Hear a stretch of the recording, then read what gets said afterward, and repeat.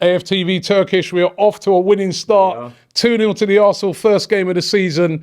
It was we had to soak it up in the second half, but great performance in the end. Yeah, a lot better than 12 months ago, Rob. But this is how I want to start a season, because it's been a while since we started a season in this fashion. The performance could have been better. We could have created a little bit more chances and all of that, yes. But we got a clean sheet, a solid win. And to be honest, for the majority of that game, I was quite comfortable watching. And the 2-0 win away at Palace, you saw what happened at the end of last season against them. So it's a welcome change to start the season like this against a difficult opposition. Who stood out for you?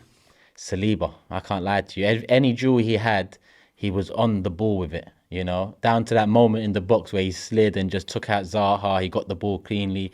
Every moment he had, he showed maturity, he showed confidence, he showed composure.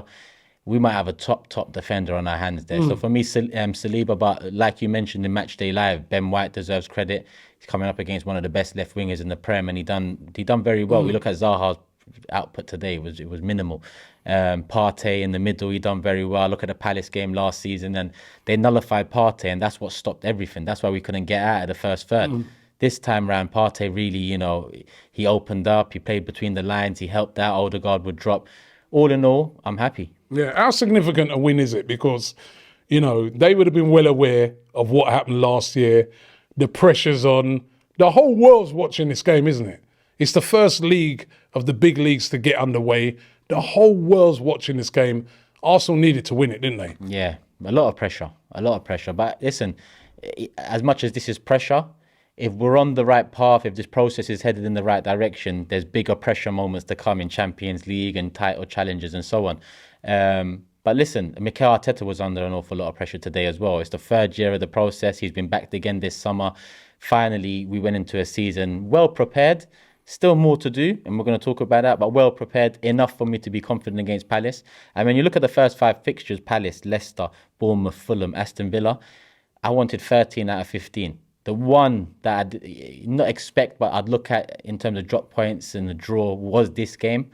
I think we can now go on a little run here and really start kind of nailing down that message to the rest of the big 6 in the league. You just touched on it. What else do you think we need? The transfer window's up until the 1st of September. It was great to see Tierney coming on for Zinchenko. That's what we want to see, innit? Like, if a player comes off, he's replaced with quality. But what else would you like to see before the end of this window?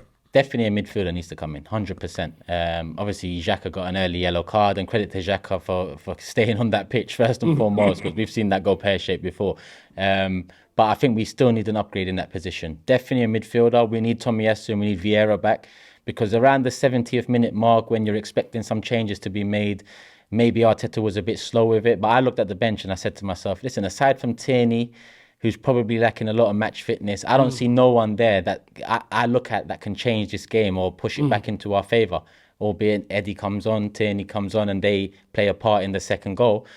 But I'm looking for Vieira to get full fitness, because that's something off the bench. I'm looking at another midfielder to compete with Xhaka and potentially push Xhaka a bit as well. And that will add the depth that we need, because then Xhaka potentially drops to the bench and we've got a stronger alternative off the bench there. So a midfielder for me, I would like another striker, but that's not happening. So let me just not be too greedy and say a midfielder before 31st of August, Edu, Mikel, Vinay, Josh, Stan, whoever I need to call and ask for that midfielder, just get it done. Shop for AFTV merch at shop.aftv.co.uk. Subscribe to us on YouTube. Follow us on Instagram, Facebook, Twitter, TikTok, Snapchat, and Twitch. We've got content for every platform, so check it out.